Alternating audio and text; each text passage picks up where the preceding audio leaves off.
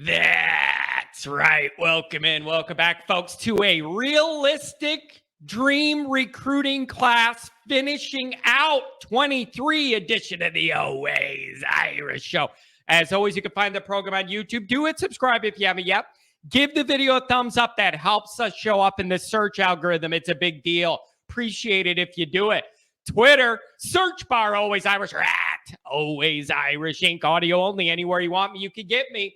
Emails, alwaysirishnd@gmail.com, as we discuss what we hope the rest of this fantastic recruiting class is going to end up looking like. We're bringing in one member of the Golden Homer podcast, fellow miserable White Sox fan at Mason Plummer _ Mason, I'm so happy to be talking to you, not about the White Sox and about this Notre Dame class. Welcome in, my friend. How are you? Yeah, doing really well besides the White Sox. I think you commented on my tweet yesterday. I said, I haven't watched in about a week, and my life's been better because of it. So until they turn it around, fire somebody, I think I'm just going to stick to Notre Dame stuff for now, I guess. I should have listened to you, but I did not, and I wish that I did for the last handful of days. So I'm thrilled to be talking about this topic. I wanted to look at what's left on the board realistically as we look to close out 2023. And I think it's interesting because you're going to have some varying time frames. We all want this to be a nice, tidy package before summer camp starts. People, I think, in their mind want this all wrapped up. I don't know if you're going to get that with certain guys that are going to play this out, take their time. So I think that's an interesting piece of it. But we're not just going to go over all the best players and hope they go to Notre Dame. These are going to be guys with Notre Dame smoke, with interest, with history behind them of interest in Notre Dame and the other way. And I wanted to go over some of these position groups, where you're at, see if we have any differences. Maybe you have some more recent information than I have on a guy or some knowledge there. But I just think there's so much excitement about this class. We got to add to it here, keep this momentum.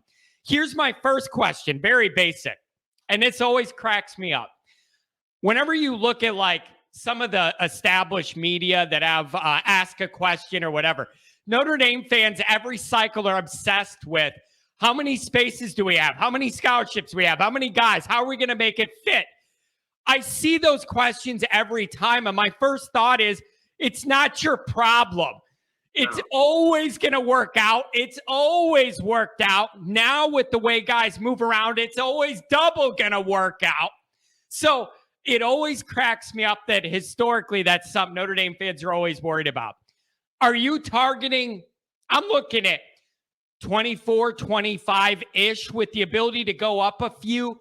If a few select guys at the end want to jump in, you're going to make the room. That's how I see this. Do you see it the same way or different? Yeah, you pretty much hit the nail on the head there, because there are certain guys that Notre Dame has on the top of the board that you make room for no matter what. Yep, so, and no matter when, too. No matter when. Yeah. I don't care how many you have at the position. Before we started, Jason Moore, for example, or a guy like Samuel Mpemba, you're making room for them because they make a great impact on your team nearly immediately. Those are top 50 guys in the country. You don't say, oh, we don't have room for you. Notre Dame isn't in a position to do that, even with a great defensive line class it already has. So you bring in those two guys no matter what. And there's a lot of guys, throughout the offer list, or the guys that have some smoke with them that you bring in no matter what. A Jaden Greathouse, for example, had a lot of smoke to Notre Dame. Rico Flores. Notre Dame needs all the receivers they can get. So whether they want to pop today or if they want to pop in December, they're a take. Yep. I totally agree with that. But you know what I do hear is there are some Notre Dame fans, some traditional Notre Dame fans struggling to adjust to some of the new way this recruiting is going to look from now on under Freeman. And I'm seeing that. There are certain things that I, as an old Notre Dame soul, my Notre Dame soul is probably older than my actual body is. I feel some of that too with like a guy that commits, but also is going to go visit other places or whatever.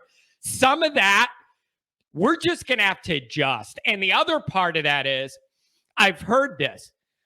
it seems like some of these guys get to play by different rules than other guys. Yes, exactly. Like, you nailed it. Is it the most fair way to do it? Probably not, but you're exactly right.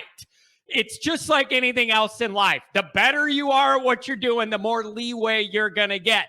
Whether you're the top sales guy in your company, and that means you get to come and go as ever you want because you produce numbers, or with this. Yes, it's accurate when people point that out. That's the way elite recruiting goes. Sometimes it isn't the most fair, but that's just the way it has to be if you want to be in this ball game, right? Yeah, no, I agree for sure. Like a guy like Keon Keeley, for example, people freaked out a couple weeks ago or months ago, whenever that was, when he took his visits to Alabama. I mean, you got to let him do that. He's committed to you. Like I mentioned before when I came on here, that committed is such a loose term at the moment. But still, he's essentially naming his leader. It's still Notre Dame. But if he's going to go and see Alabama and he's I think he's a top 3 player in the class, maybe number 1, you let him do that, right? You have to. But when it gets to a guy like later on where, a Justin Rhett, for example, when he wants to go to the Georgia spring game, you know what? Okay, whatever. You want to do your thing and you want to go to Georgia, whatever, that's fine. Even though Notre Dame's in a weird position with corner, which we'll get into.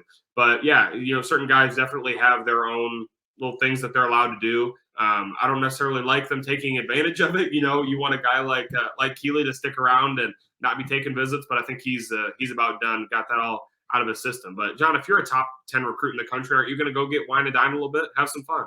Yeah, I'm going to. And if you're going to tell me that you're not interested in me, if I do that, peace out, because I got a million other suitors. So I'm out. Like, it's just the way it is now with modern recruiting and all the different things that are connected to it now. The game has changed, and I'm just glad to see that Notre Dame's hat is in the ring. I've thought of this, Mason, with all these changes in recruiting and the way guys can move in and out in 1 year and NIL and everything. It's still going to be hard for Notre Dame to compete. It would be damn near impossible doing it under the way Brian Kelly was at Notre Dame with the way things are changing. I've been thinking of that a lot lately, too. Thank God Freeman's trying to get more modern and ride with this stuff. We were getting further and further away under the way Kelly was stuck on doing it to be able to succeed in this new environment. We're at least closer with Freeman. And then for Kelly, we'll see if he adjusts anything down south with the way he was operating. So you just got to roll with it. It's modern recruiting. This is what it looks like. If you want to play this game, you have to be okay with some of this stuff to a certain extent, or take all your 3 stars. Nobody will want any other visits. They love Notre Dame. You're just not going to win anything. That's how I see it. Right. Yeah. Notre Dame classes before were made of, 50%, 60% 3-star guys, and now we're seeing only 1 or 2. So, all this stuff, it was ugly at first, with Kelly leaving, but it all came at the right time. So everything happens for a reason. Freeman's entering this new era of recruiting, doing it the right way. And, we're going to see what happens with Bayou Brian down there, but he's going to have to change his ways in a big way, at LSU. That kind of recruiting, if he really wants to be able to succeed, and said he went down there to beat Saban. So I'm excited to see him try. It's funny when I read that. I went down here to try and beat Saban. So you weren't trying to do that when you played him with us? This just now came into his head that it's a good idea. This is a goal now, is to try and do it. Get out of here, swamp thing. I'm sorry. It just rubs me the wrong way. My goal is to beat Saban. Like, you didn't have that chance before to make it a goal. But now it is. All right, I'm done with swamp man. Let's get into this class. Okay. Let's do it. Number 1, quarterback. Everybody has Dante Moore fatigue. I refuse to spend 20 minutes talking about it. Doesn't seem like much has changed. Everybody still loves him, still wants him. Number 1 guy on the board for 2023. I personally feel, on behalf of myself and diehard Notre Dame fans, there's these ups and downs with the excitement of this recruiting, peaking with the throne, going down when he sees other places. We have reached a saturation point of want him, but I can't stress out over it any minute anymore. That's where I'm at with it. He seems to be the main quarterback target. They could scramble for something else if they don't get him. There's some fatigue here. It is what it is. Doesn't seem like much has changed, though. Do you agree? Yeah, and you pretty much hit it. If it ended up being that Dante Moore goes to Oregon, LSU, Michigan, wherever, it's hard to even imagine where his second team or whoever's running second right now is, which makes this situation even weirder, right? Yeah. It make you more nervous almost if you knew like the order of, these teams are second and third for Dante Moore right now, but everybody seems to be all over the place except for Notre Dame, which is a good thing. But if things were to go awry, you could get Avery Johnson in this class. I'm pretty confident in that. I think he's a great athlete. I don't think he's a great quarterback. But if it would just take one call from Tommy Rees based on things I've heard and read that, hey, we want you. Okay. He's in. So, but there is some smoke. Tom Loy from 24/7 Sports, the best in the game, put in a crystal ball for CJ Carr, which is interesting, the 2024 quarterback. So I don't even know. Can you imagine if we got a 2024 quarterback commit before the 2023? There's been smoke around him reclassifying too. So this whole situation, I mean, the most important position in sports, right? Especially in football. And then, it comes down to this is big boy recruiting at the most premium position. So this has long-term impacts on Notre Dame football, just these two guys specifically. Yeah, that gets a little complicated. Like if the reclassification thing can happen and this is a real deal, I wonder what that does to Dante Moore's thinking of like, if he sees that and then maybe that would make him want to jump in and then Carr stays and does the extra year. Or if I'm just wondering how that information would impact Dante's thinking or time frame, or where Notre Dame's feeling on pressing on the next class and doing all, like, it's just, that's a little interesting new piece of this, new wrinkle to this, right? It is definitely interesting, but my thoughts immediately, to be honest, went to your content. If Notre Dame goes back-to-back classes, getting Michigan's number one target at quarterback from the state of Michigan, both of them born and raised in Michigan, that's good for you. Yeah, that's definitely good for me and bad for a lot of people in Michigan. The Carr thing, it just hits home for Notre Dame people so much just because of that name and growing up. That's my peak time frame of Notre Dame, Michigan is that Lloyd Carr, right? Yeah. Like that's my childhood where I first go. That is super, super interesting to me. So quarterback, that's interesting. A lot of smoke. And here's the thing. Smoke is smoke. I like smoke coming from good fires. And these are like top of the line. This isn't smoke with just a guy. This is top of the line smoke. Okay. So you're going to pay a little extra for that smoke. It's worth it. Absolutely. So that's fantastic. Anything else on that before we go to another group? I don't think so. You want to move to running back? Yeah, we could do that. So you got Irvin out, Lamar in, looking at what? Jeremiah Love to be that other guy, and then you take Richard Young if he wants at the end. Is that where we're at or what? I don't think they'll take three, but if it's Richard Young, how can you say no? If that broke your way, how can you say no? That's one of them that I wanted to ask about. I think it depends on when they pop, because you don't take Jabron Payne then, or you're pushing out somebody in this last class or the class before. So that means you're waving goodbye to Diggs, which is whatever, in my opinion. You say goodbye to Diggs or Estime, but taking three running backs in the class is a lot, but the numbers will work themselves out, I guess. It just they need to get a good read on when and if Love wants to pop. What does Young want to do? I think he's still a long shot, but you said, I mean, you make room for him. He's the next level kind of running back. So yeah, those are the guys to know for 2023, though. That's where it comes down to, with Lamar in, Irvin out, Love and Young still to make their decisions. But they want two running backs, so new names could emerge if those two don't work out. So I think they feel pretty good there, and they seem to have a plan, or I don't think the Irvin thing would have went the way it did unless they kind of had an idea where they wanted this to go and with who. That's kind of my read on it too. Yeah, they have to, because you don't, I don't know if push out is the right word, but you don't push out a guy like Irvin, who I don't think is a great back to the college level. He's just not. And I've been calling for him to kind of get pushed out. The Jack Nickel situation, for example, just kind of, we got better talent, and if you don't want to be the third guy, then go find a different opportunity. I do like Lamar a lot. They have to feel good about Love then, and then you take your shot.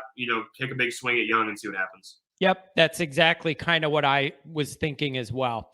Transitioning to offensive line, are you looking at Jagasaw and Freeling, or hopefully, like your two? And then the interesting tie-in with that is I think it's like almost damn near all the half or all of those offensive linemen that we wanted started out with like Clemson area interest and Clemson type guys. And Notre Dame seems to be, it could be 2 or 3 of them that were taken from that area that were thought, it's like they're in that area. Oh, they're Clemson guys. Doesn't seem like it's going to work out that way. So those are my top 2 guys I'm looking at.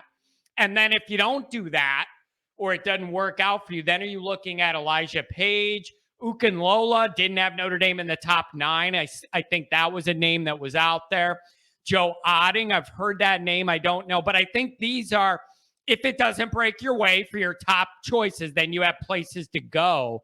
Does that line up with what you're hearing? Yeah, I think so. Freeling and Jags, those are the 2 guys you really want. And Notre Dame's in a position at offensive line where, at least in my opinion, guys can't really be offended if they're, second or third or fourth in line. People will kill to be offensive linemen at Notre Dame based on, the way that they put guys into the NFL and what they're seeing in the first year. I mean, maybe they're both freaks, but with Joe Alt and Blake Fisher becoming stars in their first year, that doesn't necessarily happen. So seeing this offensive line development, he stand back. Guys want their opportunity to come to Notre Dame. So you take your shots on Freeling and Jagasaw, see what happens there. And then I got to imagine that things will come together quickly. Guys, really want Notre Dame, but how many spots do you really have? Do you take 4 or 5 every cycle? I think that's probably the right thing to do. Spots will fill themselves, but I think guys are seeing too that looks like Fisher and Alt have the left and right tackle positions held down for the next 2 years. So maybe 3, which is interesting to think about. So a lot of talent coming up for sure. And a lot of guys want those spots. That's the most attractive place to play offensive line. Yeah. And I do think it's nice because you have some of this heritage now to where recruiting Notre Dame offensive line, I'm never going to say it does itself, but to a certain degree, when you have the lineage you have in the NFL success in that pipeline, and then you bring back the guy responsible for a lot of that success, right. I'm not going to ever downgrade the effort and say it can recruit itself. But it does help when you have all that lineage. It makes it a little easier to make your pitch. So I love that dynamic, and keep that engine humming, because, whatever the next iteration of this offense is going to look like, that we want to be more exciting, put up more points, they got to be a big part of it. They're going to be. I'm confident in that. I feel pretty good about it. Well, yeah, you said it. It doesn't necessarily recruit itself, but all you got to do is kind of point to the NFL guys: Stanley, McGlinchey, Nelson, both Martins. That's all you need. That's an all-pro offensive line right there. Yep. So I think we're on the same page with that. Tight end, you got Flanagan. I don't expect anything else, right? So that's your guy. So wide receiver gets interesting. How this is kind of the chips are falling. So James is in. Gallagher's going to stay West Virginia. So are you looking at, in an ideal world, you get Greathouse, you get Flores? Where are you at with that? Is that where are you going with this? I think they want 4, and everything looks to be pointing in a great direction for Greathouse and Flores. So then you figure out what do you want to do with Hannafin? Do you put him at safety? Do you put him at receiver? Same thing with Tees. You bring in athletes and figure it out later, or you really want to specify where you want them now? I don't even know if that would be knowledge that we get, or if they just bring them in as an athlete, or whether that gets leaked in quotes or whatever. If you ask them the right questions, where's Notre Dame recruiting you? That's something I used to do, trying to figure things out that way, figure out the numbers game. But yeah, after that, things kind of get interesting. Malik Elzy, they kind of cooled on him from the Chicago area. I think that he would, if Notre Dame pushed, I think he would be in the class, but I don't necessarily think he's anything special. But, we were talking about old Brian Kelly classes. If this was, 2018, 2019, and you told me Malik Elzy wanted in, he'd be the best receiver in the class every year, except for now. Then you bring in a guy like Braylon James, So yeah, it's a nice spot to be in where you can turn down a guy like Malik Elzy, who's a good player. I just don't think he necessarily moves the needle. And the guys at Notre Dame are in on right now. Flores, Greathouse, Braylon James already in the class. They do that. Is there any smoke with, like, depending on who you read and listen to, Tyler Williams is a name that popped up. Hamilton's a name. Christian Hamilton's a name that popped up. These seem to be more recent with a little smoke. 4-star guys, both of those top 200 players overall. Is that backup plans? Like, because I don't remember those names early, but now I recently have seen them. Where did that all come into play? So I'm intrigued by those names, and I think those kind of fell into place after they don't play the same position at receiver, but once Gallagher was at West Virginia. So I think them planning visits is good. I want to see them go through with the visits, and then if they're wowed by the visit, we'll see some more fire from the smoke there. But yeah, those are definitely names to follow. I wouldn't say they're backup options either because they're both really good players in their own right. But I'd like to see them talk about Notre Dame, get to campus a few times, and then we'll kind of see what happens. Because the guys that we mentioned have been to campus already a couple times, and have loved it. They seem to be pro Notre Dame, so I think it'll start falling into place here. I'd imagine here in the next couple weeks. Yeah, that makes perfect sense. You know what's interesting about Flores is the main concern for competition for his services, I think, is Ohio State, or thought to be Ohio State. And I've seen a lot of Notre Dame writers and people saying they just might not need his services because they're going to have other guys already that they like more. And then I'm looking at this guy like, great, let's get him at Notre Dame.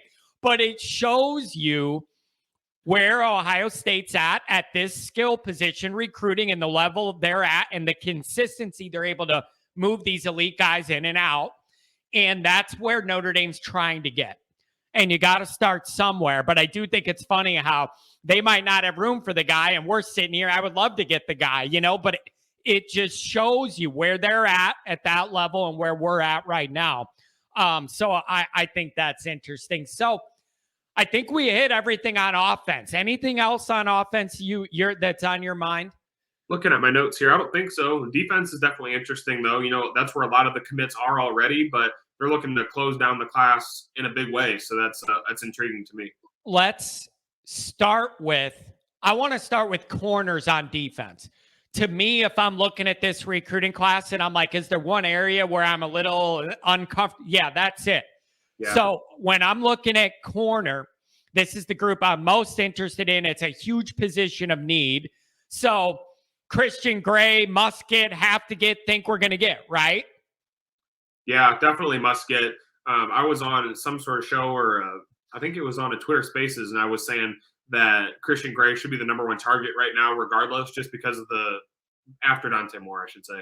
But the impact that he can make at Notre Dame, the freakish speed. And then, I don't know, there was a clip I retweeted a couple months ago of him, like in like a corner stance with his arms down, like hanging past his shins. Like, that's the kind of freakish athleticism you need at corner. So, yeah, it looks to be Notre Dame, LSU. And if Swamp Man didn't bring in his mentor, cornerbacks coach, then I think this would already be wrapped up. But he's struggling. Mom is pro ND, so that's a good thing. But then Josiah Wagner is a name to know for sure. I know we talked about him off air, John. I like him a lot.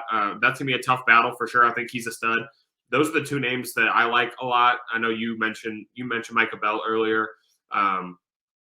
Yeah, corner's an interesting spot for sure. I think these couple guys might be better than the ones that Notre Dame brought in this past class, other than Jaden Mickey, who's already made an impact. But corners kind of take a minute to get adjusted to the college game. So, yeah, it'll always be an interesting spot for Notre Dame. I think they struggle to bring in corners, but a couple of these guys I think are top notch.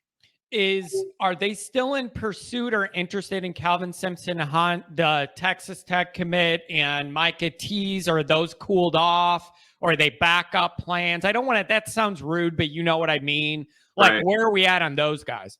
So it almost sounds hypocritical in a way, but Notre Dame tries to do things the right way, which makes me feel better about like being a fan of the program, and that they don't want Calvin Simpson Hunt wanted to take a visit, but he's still committed, and they don't want to do that because they don't want to see their guys take visits when they're committed. So they're trying to do things the right way in a toxic college football environment at the moment where nobody really cares. But I respect them for doing that. So the kid wanted to visit, but as soon as he finally does decommit, then we're looking at something completely different. So then they'll really put the full court press on, because I think he's a really good player. But do we think that decommitment is imminent? Like, why do we think there's a decommitment coming? Why the hell did he commit then if he was still so open? Like, that's the part of the dynamic I'm trying to hammer down. Well, that's the same thing. You could say that with a lot of Notre Dame's players. Peyton Bowen, for example, takes visits to everywhere that'll accept him, it seems like. So, why commit to Notre Dame in the first place? It's like I always say, it's essentially naming a leader is what verbally committing is until you put pen to paper. So that's all it is to me. I like the approach, I guess. Yeah, that makes sense. So we know that's a big position of need. Does seem like we're in pretty solid footing position with a lot of these guys that are good players. Let's move along to safety. You have Bowen and Schuler. So are you just looking at Downs if you could get him, and that's one of the guys you make that extra space for no matter what later? Or is there anybody else in the mix? That's just like a Richard Young, where you don't necessarily need a third safety. It'd be nice. I think, it fits well. But then you also have Hannafin, too, who isn't a guy that's Downs level, so which I think Hannafin should be a receiver personally. Mm-hmm. But he's a good athlete. He has the offers. Clemson's pushing for him, so that must mean something. They recruited a high level. So, you bring in those kind of guys and let it figure itself out. So, the safeties that Notre Dame's brought in since Kyle Hamilton aren't great. I think that these two they have in this class, and Schuler and Bowen, are really, really good ones. So, bring in a third one. Why not? Let it all sort itself out. Yep, that's kind of how I see it too. If you move along to linebacker, you have Bowen and Zinter, and then you have that really solid class from the year from before where you had we had a position in need, took a lot of guys there. So I think we're feeling pretty good there. Are you at Jaden Osbury? Same thing, extra guy, take him if he's interested, but you're not counting on him. He's the one who I believe lives right across the street from LSU. Isn't he right down there in LSU and Baton Rouge, right? Yeah, his high school's connected, university lab to LSU. So, that's definitely an interesting one. But he seems to not really want to be at LSU. I think if Notre Dame really pushes, they'll take him. I like what he can bring. He's a true inside linebacker, jacked, fast. I like what he can bring in blitzing. He's sometimes in coverage he's a little bit slow, but you like you said, you brought in this last linebacker class, which is amazing. So you figured out maybe he can move down to a Viper end or something like that. So a Rover maybe. So you bring in every position, bring in the studs, let it figure it out. Man, it's just really nice though that when we're going down these position groups and we're looking at extra guys or guys added maybe at the end, they're all beautiful cherries on top. It's not just guys to fill out numbers in a position group. These are guys that are really high level guys that you would be. It's just everything's so different. Okay. You're not scrambling for numbers, finding guys at the end just to say we have this many linebackers or receivers or whatever. These are all high quality guys we're talking about. So that's fantastic to see. Let's see here. Defensive line, man, what they have is so good right now. You got Vernon, Keeley, Traore, Houston, all top 200 guys in the entire country, regardless of position. That is fantastic. So again, you're looking at Jason Moore wants in, come on. And Pemba wants in, come on. Is that where we're at there? Yep. Yeah, those are two guys you take no matter what, just because they are studs. And Pemba could play Viper. He could play, you add him a little bit of weight. He could play strong side end. He could play Rover. He's just a freak. So, he's absolutely a take. And then there was a while it seemed like they were deciding between Traore and Moore. Are we going to take both? Yeah, take them both. Bring in the best defensive line class Notre Dame's had in years, in a decade. Why not? Yeah. And then we were talking about the time frames on some of this stuff. And I know we all just have this anxiety. We want to know what we're going to have and have it all wrapped up. I'm pretty sure I read on Twitter yesterday, and Pemba isn't even visiting Notre Dame till the Clemson game. So that's all the way in first week in November, I believe. Yeah. So I just want Notre Dame people to have their minds around these time frames. You're looking at November of next year before you know anything here. So relax, I guess is what I'm saying, which is funny coming from me, Captain Relax. Yeah. But right, like that's just a big time frame. You're just going to have to wait and see. I think he will take a visit, an unofficial, and then that'll be his official during the Clemson weekend. But yeah, so we got a long time for that. But things are so fluid in recruiting. He might just decide that he wants to be done with it. I think a lot of guys, they look towards, especially the big time guys, they decide that they want to wait until November, December, or whatever, because the early signing period is the real one, it seems like nowadays. But you see some guys, they start to get into the summer grind, and then before their senior season starts, like, you know what, I want to be done with this. I don't want to take visits on the weekend after my game on Friday night. I want to commit before my season starts and be done with it. Now, I'm not saying that he's going to do that necessarily, but you will see a lot of guys do that and sped up timelines over the summer for sure. Yep, and that is a good point. A lot of things could change. I'm all for being wined and dined and possibly 69'd on all these recruiting trips. I would be all for that. But eventually, I feel like I would start to have a gut feeling of my leanings, comfort level. And I just think personally, after a while, I just get sick of traveling and having to commit to doing all that. If I start to have a feeling a certain way, especially if it lines up with my family too. So I think you're going to see some of these circus trips all over the country start to slow down eventually. I hope. For some guys that are taking these unofficial visits everywhere, that's on your own dime. That's not cheap. So, some families can afford to do that and others can't, so some people are more fortunate than others to be able to go across the country, this place, that place. So I think get some official visits out of the way, guys get to see places for the last time or whatever, and then we'll see some things start to come together. Yeah. So I think this is exciting. If you're looking at where this could finish, no matter what, this is going to be a really, really, really strong class. I think the quarterback thing is just going to be a thing. And if it doesn't work out the way Notre Dame people want, they're going to be disappointed overall, just because that was the big shiny object, the big shiny toy, the big quarterback, and he's getting so much attention. But here's the thing.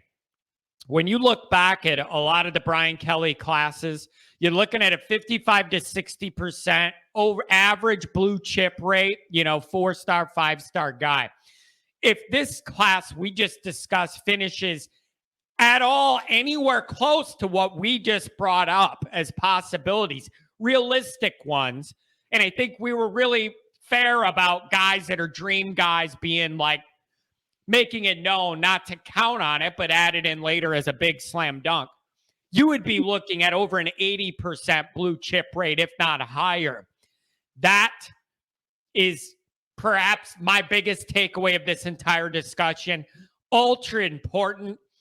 You're just raising what's possible for the whole operation. I love going from 55 to 60 to 80 plus. Well, yeah, you're talking about, at the moment, you're looking at 2, maybe 3 stars rather than 10 or 15. And even if they are guys you're high on, Notre Dame has had a really good success rate with 3 stars. But why not have a good success rate with 4 stars that look like 5 stars rather than 3s that look like 4s? Yeah. And I will say this, though. Even with the guys in this class that are 3s, they have kind of floated between 4 and 3 too. So you're not talking there's kind of a range there. I'm telling you, this is the best way for Notre Dame to be competitive in the modern era. It had to happen. Yep. No matter who the new coach was, if Kelly left or whatever, this part of it had to go this way for any of it to really matter at an elite playoff level. And we're getting it. We're getting it. I love it. Yeah. For example, Sam Pendleton is one of the guys that is a 3-star. But if you don't trust Hiestan's, the way that he analyzes everything and the guys that he's looking for, as soon as he was brought on, he pushed for Pendleton immediately, got him away from Clemson. So I'm going to trust Hiestan just about blindly at this point when it comes to recruiting, because that's the way he does things. He doesn't cast a wide net. He has a couple guys that he really likes, hones in on them. He's got Absher and Pendleton so far. I like it a lot. Yep. I agree with you. So things are looking up. I just think we're not going to get some of the answers as quickly as we had all hoped. But you know what, man? It is just really exciting to see an off season with a fan base this engaged. And it's because of the new excitement, the new energy. The recruiting operation feels new and modern and more exciting. Things are going great. I'm thrilled for sitting here at the beginning of June. It's about as good as it could be, other than Dante Moore already committed and a whole bunch of other guys want to play with them. Other than that, this is going very well. Yeah, I'm loving it. Usually this is kind of a dead period, but it seems like everybody's really excited about recruiting, even people that weren't necessarily recruiting guys before. I got my dad, my uncle, my cousins who don't follow recruiting at all. Like, hey, there's Dante Moore guy. Is Notre Dame really going to get him? Like, I don't know. Yep. I think so. Yep. And I'm seeing that too, man. The last time my dad was in those weeds, it was when Blue and Gold Illustrated got delivered to the door as a newspaper, and it was a big deal, and we'd flip it open and read what Tom Lemming said and Beano Cook or whatever, back in the day. And now, like you, I got my dad texting me, what's up with this guy? This doesn't seem like a guy Kelly would get. Yeah, no shit, Dad. It wouldn't be. But there's that energy and you feel it. It's all going great. So keep doing what they're doing, right? That's right. Beautiful. Well, Mason, thank you so much for being here. I also wanted to thank you personally for some of the new items in the studio backdrop. Some of it's cut off because we're half and half, but the Notre Dame flag and the pennant, love it. Thank you for sending me that stuff. Yeah, for sure, man. Anything. You had a little space up there. I wanted to get you some cool stuff. I know you like the unique items, so yep, I'm looking for more. I'm always looking for one-offs. I like stuff nobody else has, nobody could find. This stuff applies. So, Mason, enjoy the rest of your day. I thank you so much for being here. As always, you do a great job. I appreciate it, man. Thanks for having me on. Have a good one. Take care.